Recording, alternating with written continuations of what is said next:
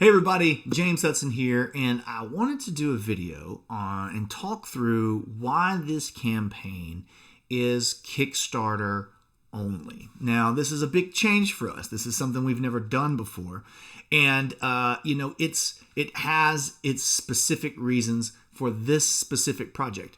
As I've talked about this online, people have already been asking, is this the way that you're going to do everything going forward? Is this there's a lot of questions, and some of the things we just don't know. Right, we're addressing the issues that this particular project present us with this format, and here's why.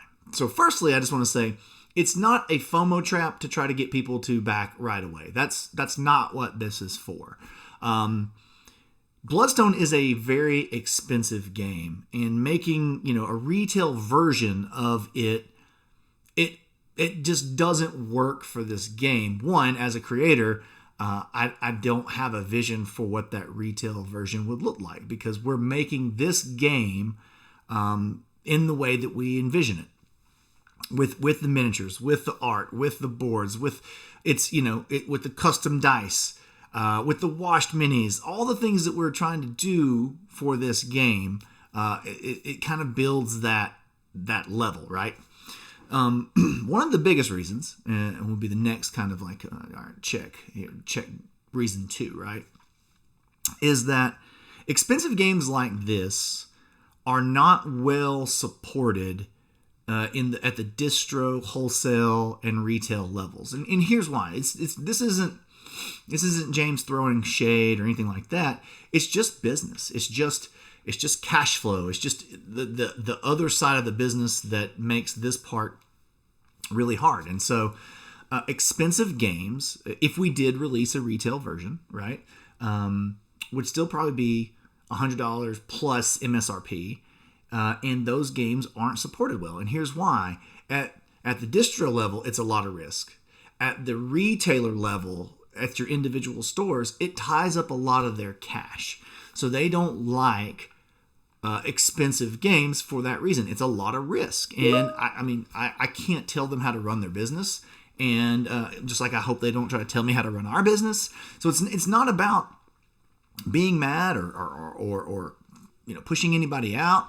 It's just more of a realization, a reality of that this type of game isn't supported well, because they have good reasons not to support it well.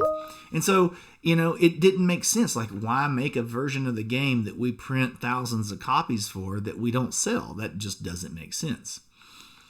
With that said, we will still have a very limited availability of the game post Kickstarter. And what we're going to do how we're going to handle that is just strictly through our web store. So our web store will have any overprint, any extras that we have after we fulfill to the backers.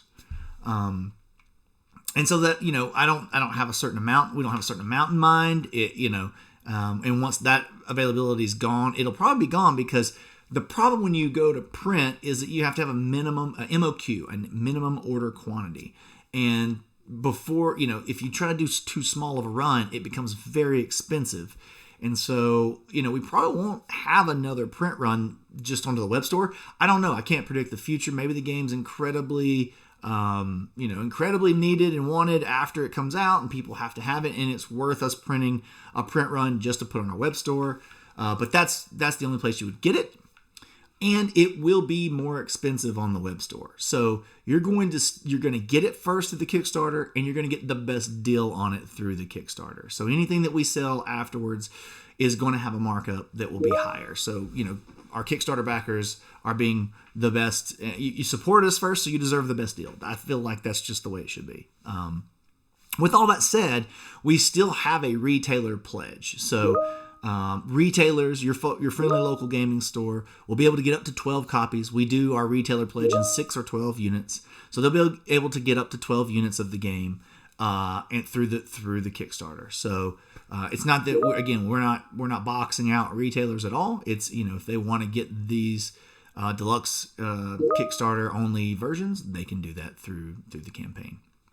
And then last, the structure.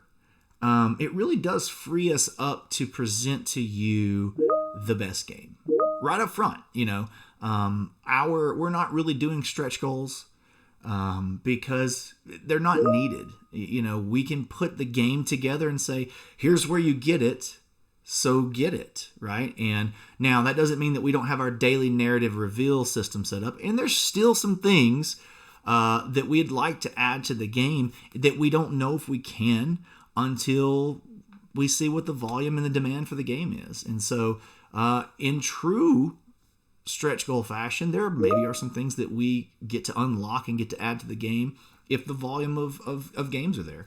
And I'm just excited about this because it really does free up a lot of just angst and anxiety. We've seen that before when you see people yelling at people in the comments about, why do you have a $1 pledge? We need to hit this stretch goal amount.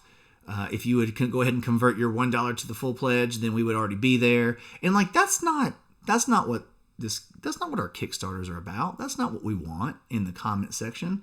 And so this format allows us to say, here's our best game. It's got a ton of great stuff, ton of great content. We're going to walk you down this path of looking at all the different things that are in the game every day. You're going to get to learn and dig into something extra about the game and learn more about it. And that's, it's awesome. And again, we still do have some things, like look at our 48-hour unlock stretch goal, inked wash minis. That's a huge thing. It's very expensive to do that, but it looks awesome, and I can't wait to see all of our minis in that ink wash, if we can unlock that. And we're also working on a 48-hour unlock to end the campaign.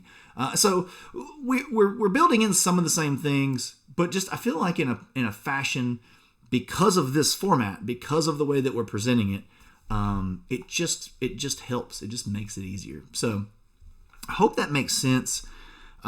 We just we can't take on the risk of printing retail units of a game that cost as much as this game would cost to do a retail version of, and not know if it's going to be supported at all. So that's why we decided to go with a Kickstarter only plus web store afterwards at a higher price format. But to guarantee your copy, you're going to want to get it through the Kickstarter, especially if you're overseas, because I know it's shipping is tough and it's hard, and the Kickstarter allows us to ship to these different partners in different regions and allow for shipping costs that are reasonable, as best as they are reasonable, right? Like, we don't make money on shipping. That is a pass through cost, and it just a cost of doing business and a cost of getting things. So are a lot of these new VAT laws and a lot of the taxes that are in place. So a lot of those things are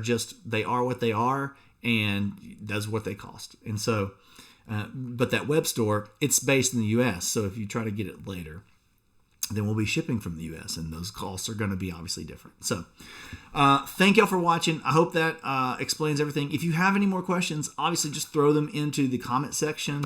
We'll be happy to answer your questions. Thank y'all for checking this out. See you soon.